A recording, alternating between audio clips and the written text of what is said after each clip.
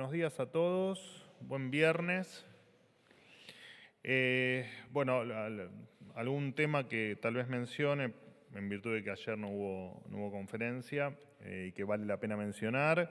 Así que en primer lugar, destacar que el resultado del índice de inflación de julio, 4%, por supuesto dato que ustedes ya saben, es el número más bajo desde enero de 2022, representa 21 puntos y medio menos que la inflación del mes de diciembre, heredada por el ministro de Economía y el profesor Fernández, como ustedes ya saben.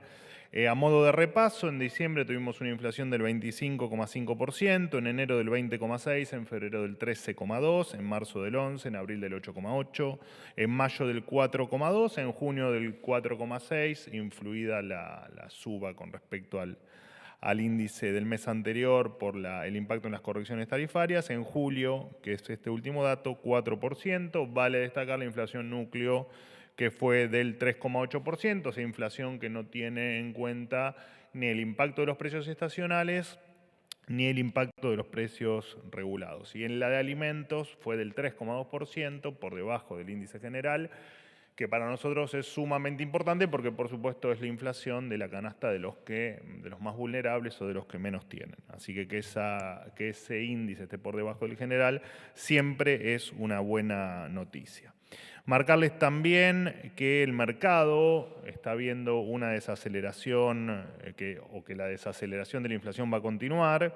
Por ejemplo, el relevamiento de expectativas del mercado, la inflación se ubica para lo que viene del 3,8% mensual en promedio, y la expectativa de inflación implícita, cuando uno toma los bonos, tomando el promedio de tasa entre lo que implica la inflación implícita en la cotización de los bonos entre los LECAP, que tienen una tasa fija en pesos, y los Boncer a marzo 25, que es un bono ajustado por inflación, esta se ubica implícitamente en promedio al 2,8%, lo que ya de por sí es una buena noticia en virtud de la expectativa que se está teniendo de la inflación que viene hacia adelante. Por supuesto, con mucho camino por recorrer, como lo digo siempre, estos siguen siendo números que todavía están muy por encima de los objetivos que pretendemos alcanzar en los próximos meses. Por supuesto que este objetivo es inflación cero, ¿no? Está claro que no nos vamos a correr de este objetivo y que pretendemos lograr lo más rápido posible. Y este es un resultado, y en esta línea que les marqué, con la tendencia que venimos observando desde el pico de diciembre hasta hoy, es que efectivamente del 10 de diciembre estamos haciendo lo que hay que hacer para resolver uno de los grandes problemas de la economía argentina de por lo menos los últimos 22 años. Y por supuesto que la columna vertebral de todo esto es haber extirpado el déficit fiscal, y por suerte la inflación es un tema que muy de a poco va a ir quedando atrás en la República Argentina. Por otro lado, y en virtud de la buena salud que está empezando a gozar la economía, destacar algunos datos que me parecieron o nos parecen relevantes que ustedes refresquen o que conozcan para quien no los conoce. Los salarios subieron por tercer mes consecutivo, siempre hablando en términos reales, o sea, por encima del índice inflacionario. El empleo privado tuvo una contracción del 0,1%, estos son datos a mayo. Por lo tanto, no solo que vemos que en mayo esta caída del empleo terminó, sino que lo que empezamos a ver, a divisar en los meses siguientes, es que efectivamente se empieza a ver signos de crecimiento. Y de hecho, las expectativas que releva este mismo informe es que el 2,3% de las empresas tienen la expectativa de aumentar su personal en los próximos 3 meses. Así que este número seguramente vaya a mejorar en lo inmediato. Entre otros sectores que piensan aumentar sus plantas de personal se encuentra transporte, almacenaje, comunicaciones, comunicaciones y incluso la industria tiene pensada la toma de personal en el próximo trimestre. Ayer también se conocieron los datos de exportaciones de carne vacuna del primer semestre. Fueron récord y fueron las más altas desde 1967. Así que, bueno, todo un logro que, por supuesto, el mérito lo tiene nuestro querido campo argentino. Por otro lado, el grupo IRSA anunció inversiones por más de 2.000 millones de dólares en proyectos inmobiliarios para la Ciudad Autónoma de Buenos Aires, inversión que se realiza en un contexto donde las escrituras han aumentado un 25,4% en este distrito y es el mayor volumen operado de escrituras desde el 2019. Siguiendo con los datos de otros rubros, según los datos de la Cámara Argentina de Comercio Electrónico, en el transcurso del primer semestre de 2024, el comercio en línea creció 248% en comparación, por supuesto, con el mismo periodo del año anterior. Y además, 2 de cada 3 empresas que participaron del comercio electrónico creen que el segundo semestre va a ser todavía muchísimo mejor que el primero. También hubo buenas noticias en el marco de la desregulación del mercado aéreo. Han crecido un 28% los pasajeros en vuelos nacionales y un 22% los pasajeros en vuelos internacionales, comparando julio versus junio, que es el último, por supuesto, el último dato conocido. Y además los vuelos al exterior crecieron un 19% respecto al mismo mes del año anterior. También destacar el grupo LATAM, que durante el gobierno anterior había dejado de operar en Argentina, cerrando su filial, informó que a partir de octubre también va a haber aumentada su operación desde Aeroparque un 27% respecto a la temporada pasada. Por supuesto que siempre hay que destacar el contexto, que es las empresas viendo un país con superávit fiscal, con un dólar estable, con la llegada de inversiones y además con los elogios de, personajes muy relevantes del mundo libre como lo son Donald Trump o Elon Musk. Por último, contarles que la planta compresora Tratayén, ubicada allí en Neuquén, como todos saben, inaugurada el pasado 10 de julio, rompió un récord y hoy se encuentra operando 18 millones de metros cúbicos por día de gas. Esto fue muy importante para sostener la demanda de gas durante el fin de semana pasado de bajas temperaturas. Recordemos que esta planta debió haber estado operativa desde julio de 2023, cuando la fórmula Fernández-Fernández y el ministro Massa, o el ex ministro Massa, celebraron su inauguración.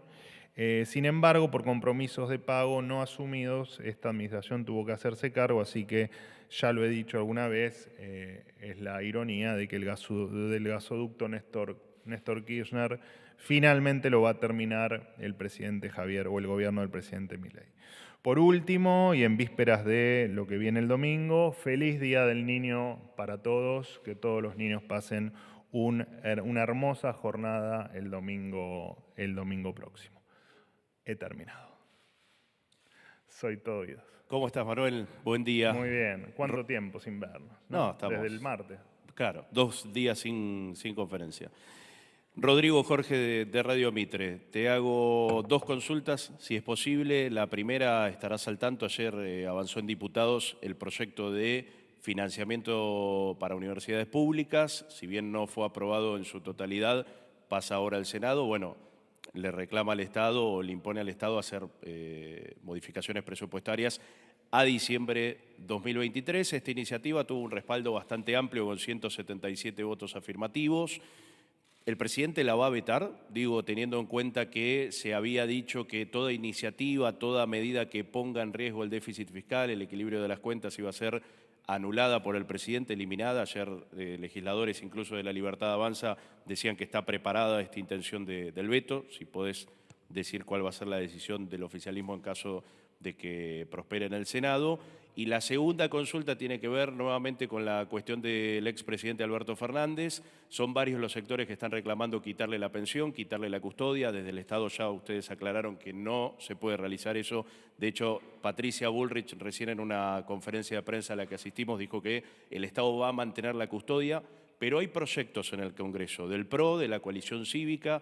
¿Ustedes los respaldan? Y en caso de respaldar estos proyectos que buscan eliminar estos beneficios, los beneficios previsionales, piden que haya un tratamiento rápido para que en caso de una condena, ya está procesado Alberto Fernández, de tener una condena finalmente se le quite estos beneficios. Muchas gracias. Bueno, mira, me parece que las dos preguntas se pueden responder con una sola respuesta. Nosotros, primero, del Poder Legislativo somos respetuosos en el caso de la ley, del tema del presupuesto universitario. Bueno, tiene todavía su media sanción por delante. Su promulgación definitiva, en tal caso, perdón, la media sanción se le ha dado en el día de ayer.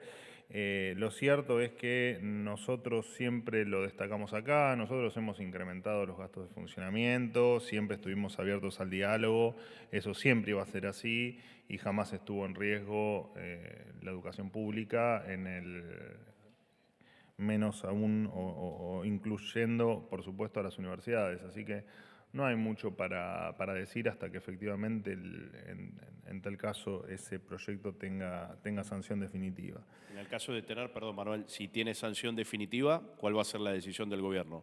Bueno, el presidente lo dijo, todo lo que tenga intención de destruir el equilibrio en las cuentas públicas, se usarán todas las herramientas para evitarlo. El veto no está hoy no está en agenda de vetar efectivamente si eso tiene una sanción definitiva, pero tenemos que ser respetuosos hasta que efectivamente eso así sea.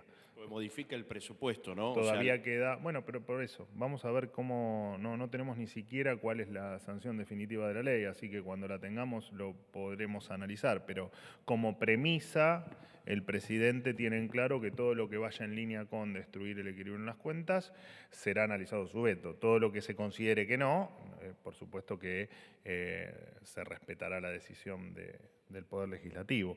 Lo mismo ocurre con lo que me dijiste de la custodia, bueno, y digamos, ratificando lo que dijo la doctora Bullrich, nosotros vamos a mantener todo tal cual nos marca la ley y en tal caso como lo marca la justicia. Así que no tenemos mucho para opinar, lo demás era un debate legislativo en el cual en su momento, llegado el caso, tomaremos posición. Hola, ¿qué tal? Juan Pablo Peralta, para Concierto Litoral y Fénix Buenos Aires. Quería un tema puntual consultar sobre lo que está ocurriendo en la provincia de La Rioja con este default en el que ha ingresado, estas acreencias que tiene. Estuvo el gobernador Ricardo Quintela aquí, de hecho nos dijo que tenía muy buena relación con Guillermo Francos, firmó convenios por obras, inclusive terminar algunas viviendas que habían quedado del gobierno anterior. En este caso, con esta situación que atraviesa la provincia y el gobernador Quintela, ¿va a haber algún tipo de asistencia a la provincia? Y si no es así, el por qué quería, si te podías explayar con eso. Bueno, a ver, no. Todas las asistencias que haya a provincias tienen que tener alguna justificación que habitualmente yo he puesto algunos ejemplos acá que han ocurrido en caso especialmente de catástrofes o de cuestiones que salen de la normalidad, como puede ser, no sé, un incendio, una inundación, o algún pedido específico por alguna causa que esté, o por alguna razón que esté realmente una cuestión justificada. Si no, no va a haber apoyo a las provincias de ninguna índole, cuando las provincias, por supuesto, nosotros hemos apelado siempre a que todos los gobiernos, los 24 gobiernos, las 24 jurisdicciones tengan en orden las cuentas. De hecho, muchas de ellas, o la gran mayoría de ellas, por supuesto que lo han entendido. De hecho, han firmado el Pacto de Mayo en línea con buscar el equilibrio en sus cuentas públicas, pero no va a haber ninguna ayuda que no tenga una razón válida como para que el gobierno nacional efectivamente lo haga. Y de hecho lo dijimos cuando se empezó a hablar de los chachos famosos. Nosotros no los íbamos de ninguna manera a rescatar y de ninguna manera hacer ningún apoyo a alguna jurisdicción que pueda no entender que hay que ajustar las cuentas públicas tal como las estamos ajustando todos y tal como estamos todos haciendo el sacrificio de quirúrgicamente lograr el equilibrio, porque entendemos que es la única manera de salir de esta decadencia. Así que no. Manuel, buen día. Hola. Hernán Mundo de Radio Nacional. Las preguntas tienen que ver con la situación en Venezuela. Ayer la líder opositora María Corina Machado consideró una falta de respeto la propuesta que ha impulsado Luis Ignacio Lula da Silva, que está siendo acompañada por Gustavo Petro y también que tiene la adhesión de Joe Biden respecto a que se vote de nuevo en Venezuela. No ha habido pronunciamiento ni de la Cancillería ni del Gobierno Nacional. Quiero saber si el Gobierno acompaña esta propuesta o la rechaza. Y por otro lado, ¿cómo han observado la actitud de legisladores que ayer, antes de terminar la sesión en el Congreso Nacional, en la Cámara de Diputados, abandonaron el recinto cuando se iba a tratar un proyecto de rechazo y de repudio a lo que sucedió en Venezuela y también a cuestionar, como lo ha hecho el Gobierno, estas declaraciones consideradas fraudulentas? Gracias. Bueno, en primer lugar, está claro que nosotros consideramos, ya lo he dicho acá, consideramos quién fue el ganador de las elecciones y tenemos una postura clara con respecto a eso y no vemos no vemos que exista una razón para que haya elecciones nuevamente en Venezuela, ¿no? Pero al margen de eso, y con respecto a tu segunda pregunta,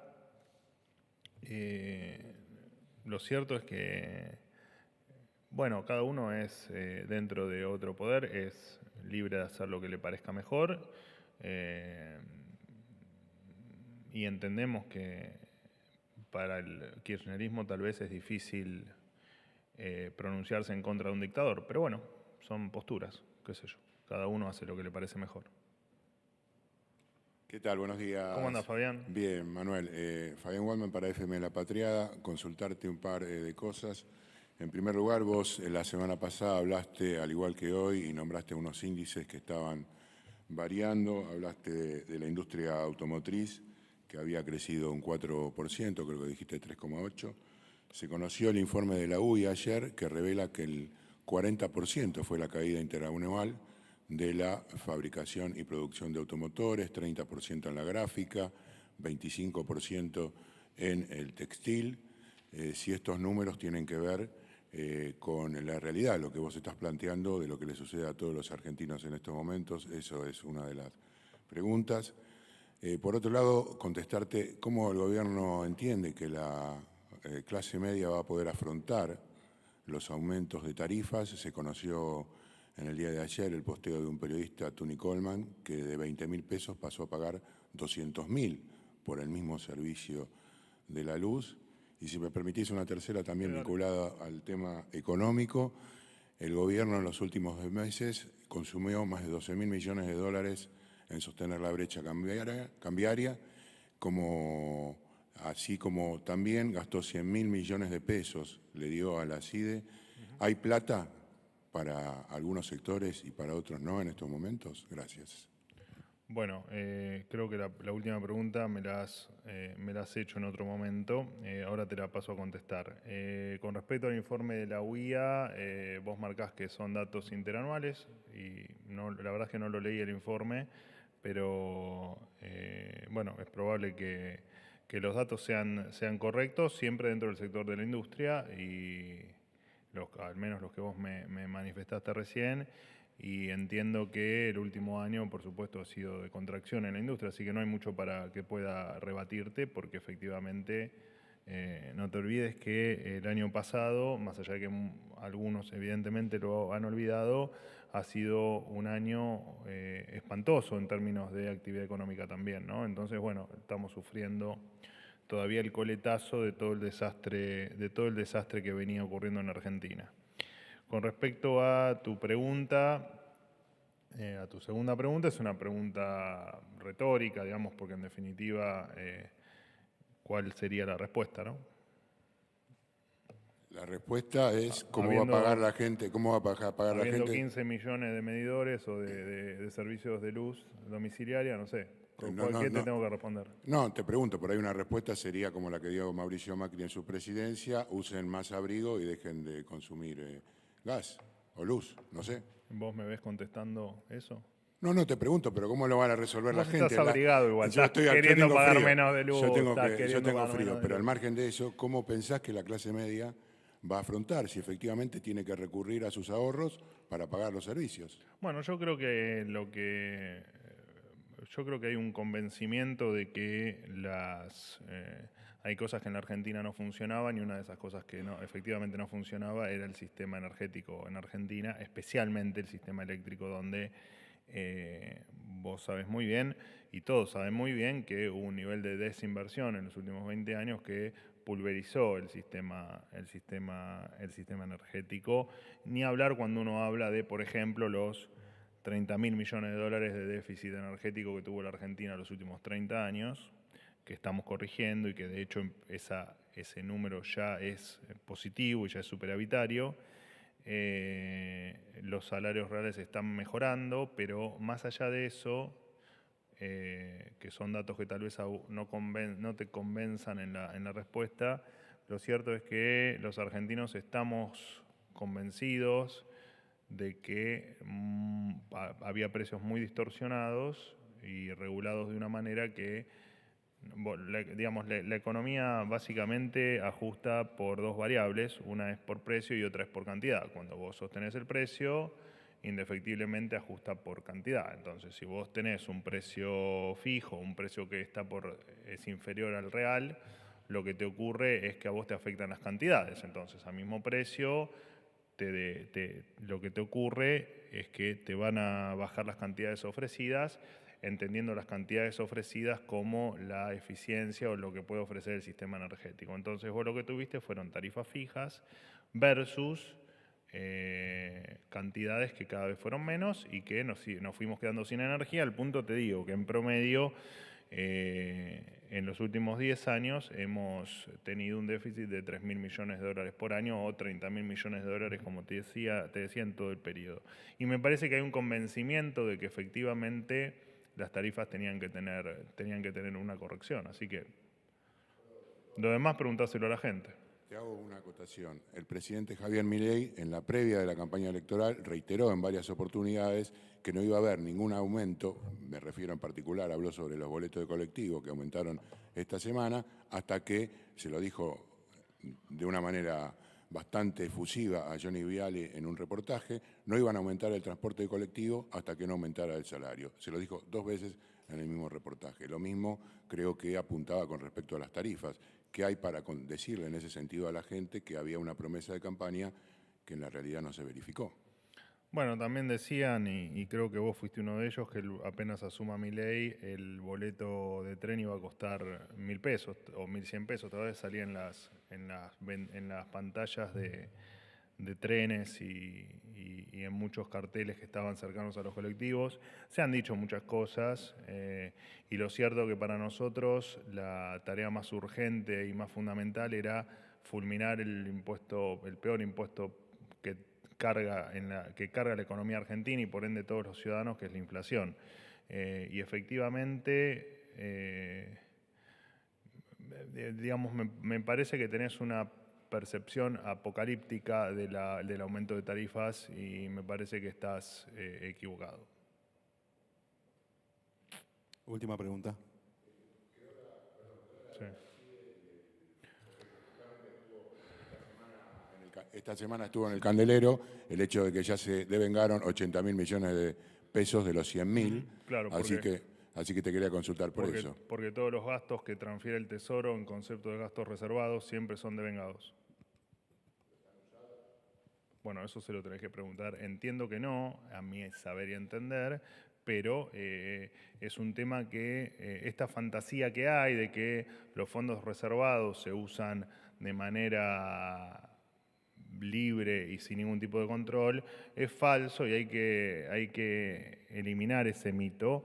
Todos los gastos que haga la CIDE o que haya hecho en este periodo de tiempo, que no son el monto devengado, porque te repito, el monto devengado es tal por su carácter de reserva, de fondo reservado, de transferencia reservada, todos los gastos no solo que tienen que estar documentados del primero al último peso, sino que además eso va a tener una comisión, la famosa comisión bicameral, que va a ser la encargada de revisarlo, así que no te preocupes por eso, que va a estar todo bien controlado. Y en tu chicana de si hay plata para algunos, si no hay plata para otros, ya lo expliqué acá, ya me lo han preguntado, y efectivamente la CIDE es parte de la protección de los argentinos, que yo al menos, y este gobierno entiende, que es muy necesario que los argentinos estén protegidos. Buen día, Manuel. Cecilia Camarano para Ámbito. ¿Cómo andás? Quería ¿Bien? consultarte. Bien, ¿y vos? Bien, con mucha paz. Me alegro. En el día de ayer, la jueza federal de Nueva York, Loretta Preska, ordenó al país pagar $142 millones a los bonistas que no ingresaron a los sucesivos canjes de deuda y eligieron seguir litigando, ¿no? Quería saber si el gobierno piensa acatar este fallo y en caso de que sí, si dispone de fondos para hacerlo o si piensa apelarlo. Y en segundo lugar, esta semana UNICEF lanzó un informe en el cual da a conocer que 1 millón de chicos y chicas se van a dormir sin cenar. Quería saber cómo recibe el gobierno este informe y qué políticas de asistencia está llevando adelante para tratar de revertirlo. Gracias. Bueno, con respecto a la sentencia, bueno, vos diste la respuesta. La sentencia no está firme y efectivamente se va a avanzar con todas las instancias legales hasta agotarlas, así que no vamos a hacer como en cada juicio que ocurre, pero especialmente con los que son en otra jurisdicción o fuera de la Argentina, no vamos a hacer ningún tipo de aclaración ni dar ningún tipo de opinión hasta que esa instancia las instancias se agoten. Así que sí, efectivamente vamos a seguir adelante con lo que haya que hacer. Con respecto a, perdóname, ¿cuál era la segunda pregunta? Sí, esta semana UNICEF lanzó un informe en el cual da a conocer que 1 millón de niños y niñas Bueno, sí, va a dormir sin comer. son datos que nosotros los llevamos. De hecho, yo lo he dicho incluso datos peores acá de la situación, especialmente de los niños. Y lo cierto es que esa es una realidad que conocemos los argentinos.